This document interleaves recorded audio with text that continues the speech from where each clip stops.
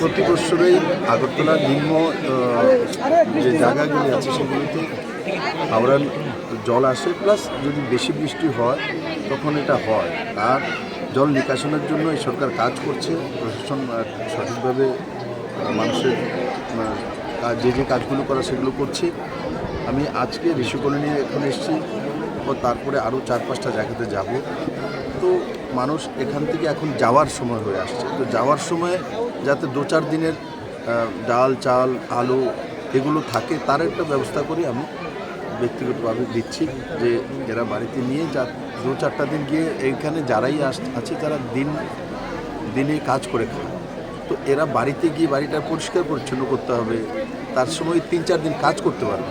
ওই 3-4 দিনের জিনিসটা এটা একদম 1 মাসের ওনার জীবন তৈরি করেছে তেমন না, সামান্য যারা 3-4 দিন এই খাওয়াটা নিয়ে বাড়িতে খেতে পারে, ওই সময়টার মধ্যে বাড়িঘরটা পরিষ্কার পরিচ্ছন্ন করে নেয়, তার ব্যবস্থা করার জন্য সেটা আমি করছি।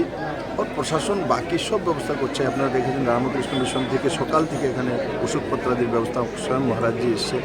বিভিন্ন সামাজিক সংস্থা, আমাদের নির্বাচিত প্রতিনিধি, এখানে মনিকা, এখানে মেম্বার আছেন, ডেপুটি মেয়র আছেন, ও আছে, মন্ডল প্রেসিডেন্ট আছেন স্বপ্নাদি, এরা সবাই মিলিয়ে অন্যান্য কার্যকর্তাদের নিয়ে কাজ করছে মানুষের পাশে, এবং মানুষের যা যা প্রয়োজনীয় তাদের সেগুলো দেওয়ার চেষ্টা করছে।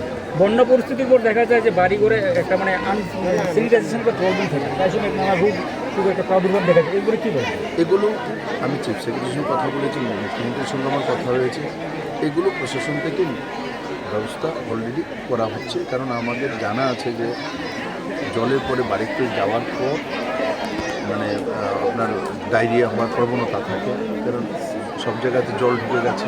এমনকি বনমালীপুরে তো অনেক জলের যারা 2-3 বিল্ডিং আছে তাদেরও তো নিচে ট্যাঙ্কিটা তো নিচে থাকে, এখান থেকে উপর উঠায়, তো ট্যাঙ্কির মধ্যেও জল ঢুকে গেছে, এগুলোকে পরিষ্কার করতে হবে। তো স্বাভাবিক এগুলো জানে, এগুলো করবে।